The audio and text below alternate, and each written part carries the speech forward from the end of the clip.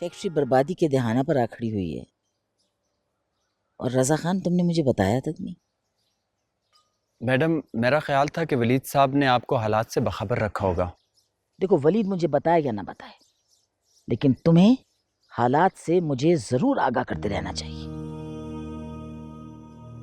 मेरे पुराने वफादार मुलाजमीन में से सिर्फ तुम बाकी हो रज़ा खान। मैडम, फैक्ट्री के बेशतर मामलात वलीद साहब ने अपने कंट्रोल में ले लिए हैं, और उनका हुक्म था कि फैक्ट्री मामलात पर उनके अलावा किसी से बात ना की जाए। तुम्हारे ख्याल में फैक्ट्री बचाने का कोई तरीका है? जी, माली मामलात पर अगर कंट्रोल कर लिया जाए तो बहुत जल्द हम खसारे से निकल सकते हैं। मार्केट में अब भी गुडविल है हमारी।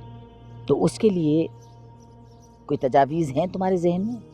मैडम, पुराने डायरेक्टर फाइनेंस को तो वलीद साहब 6 महीने पहले ही फारग कर चुके हैं। नए डायरेक्टर जो आए हैं, उनका होना और ना होना बस एक ही बात है।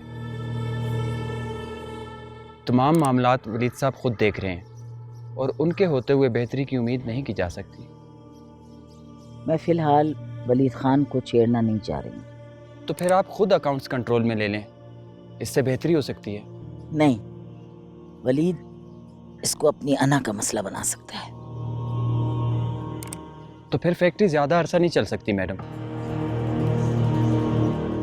जिस फैक्ट्री में दिन रात 3 शिफ्टों में काम हो रहा था, अब वहाँ 1 शिफ्ट काम कर रही है, और वो भी हफ्ते में सिर्फ 5 दिन।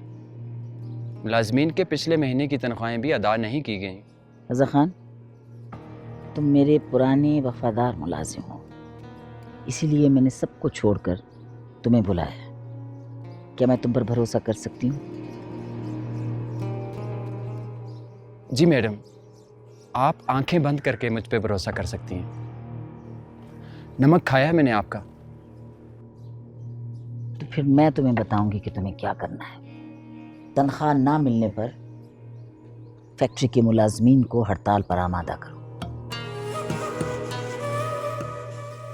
और वो हड़ताल जब तक बंद नहीं होगी जब तक मैं तुमको ना बताऊं।